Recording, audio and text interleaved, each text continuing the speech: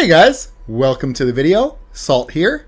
Today we are finally at the conclusion of our anti-faction status guide. So it's been a long ride for everyone that's been with us since the beginning. There's been car chases, explosions, female lovers, male lovers, barnyard animal lovers. It's been a crazy ride, but we're here finally at the end with the conclusion. So the very first day we did anti-Grenier statuses, then we went over anti-Corpus statuses, then we went over anti-infested statuses, then we went over anti-murmur statuses, then I realized I had mistakenly done anti-amalgam corpus, so I had to redo the corpus video, and then we did anti-corrupted or Orkin statuses, and then yesterday we just added some additionals that we didn't test during those previous videos, and today we're at the conclusion. So let me bring up the first slide. What we're going to be doing is we're going to go over low alpha first, and then we'll go from there. So let's bring up the first slide here. Low alpha. Low alpha is a little bit all over the place. When we go to the high alpha slide, it is extremely apparent what is best. Low alpha is a bit all over, but there are some things I want to maybe like focus on here. So as far as steel path enemies in Warframe, what are, the hardest enemies to fight is typically Grenier. Just because Grenier have very heavy armor. And Grenier are also kind of, I know they're not technically called Grenier, but they're also kind of in the Corrupted faction. So Grenier and Corrupted are usually what people try to mod for, because those are the hardest enemies.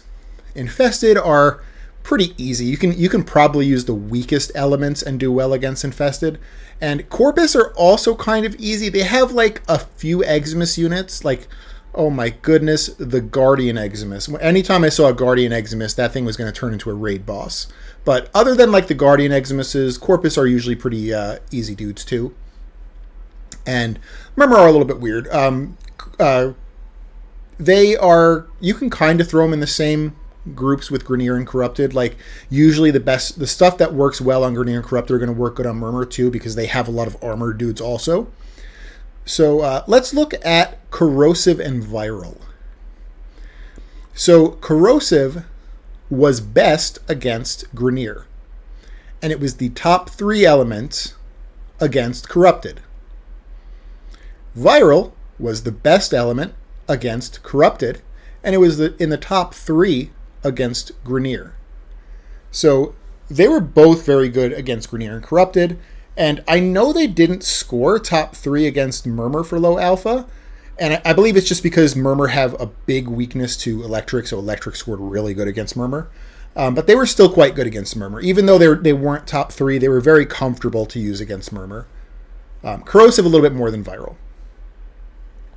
So I think for low alpha, Corrosive and Viral are still very strong. I think for a low alpha weapon, and in our tests, we were testing the Prisma Grokata.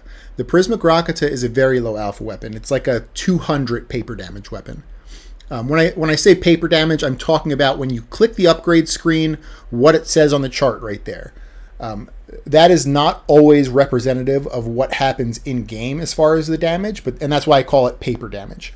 So for low alpha, I'm talking about weapons that have a low paper damage. So Grokata is like 200 and less. So I think for a low alpha weapon, the meta will not change very much. I think for low alpha, it's still going to be Viral Slash or Viral Heat if you're using a secondary. Sometimes those change. Or Corrosive. If you like Corrosive, you can also use Corrosive. It works extremely well. Like it was really right there with Viral the entire time. Where Corrosive was best against Grenier, Viral was like right behind it. And where Viral was the best against Corrupted, Corrosive was right behind it. So they're both really good elements. And I think that meta will not change too much for low alpha. And talking about low alpha, it's going to be fast firing, low damaging weapons. So that's going to be things like the Prisma Grokata, of course, the Kuva Carrick, the Kuva Hine, the Twin Gremlins. Any kind of fast-firing, low-damage weapon is going to be in that low alpha category. Okay, so we'll go back to gameplay for a second here. I'm in my dojo today. I figured I'd just show it off here. So now we're going to go to the high alpha screen, and you'll see there's extreme consistencies here. Oh my goodness. You know, the low alpha screen was all over the place. The high alpha screen is extremely... You could tell. You could see what's the best here, easily. So, Gas performed the best on every single faction in high alpha, except for Murmur. And on Murmur, it was top 3 still. And the only reason I think it lost on Murmur is because Murmur have a vulnerability to Electric, and that's probably why Electric got first place against Murmur. But Gas was the best against them. Electric was best against Murmur, and then they were pretty much in the top 3 too. So Electric and Gas were in the top 3 for every single faction. Blast also is in the top 3 for everything except for Murmur. Murmur was a little bit weird in high alpha with Blast. I still am not super happy with my Blast tests against Murmur. I still don't fully understand why high alpha Blast worked amazing against every faction except for Murmur. There was someone in one of the videos that had said it could be because when you shoot the arms off of the Murmur dudes, they kind of go into a self-destruct. And I wonder if, like, when they self-destruct, does Blast not trigger? I'm not really sure on that. You know, that could be one of the reasons why Blast is kind of weird here. But every other faction, Blast was amazing on. Not the best, but it was really good. And I think it could be better with even a higher alpha damage weapon. And talking about these tests, we did these with the Prisma Grinlock, which is a high alpha damage weapon, but it's not a very high alpha damage weapon. It's only 2,000 paper damage. There are so many weapons in the game that have over 2,000 alpha damage. It's so easy to find a weapon that has over 2,000 alpha damage. So I think as long as your weapon is 2,000 or over as far as the paper damage goes, again, paper damage doesn't always translate into game damage. But just, as an easy reference, I think if you look and you see your paper damage is 2,000 or over, you can kind of throw it in the high alpha category and you can see like what element's going to be best.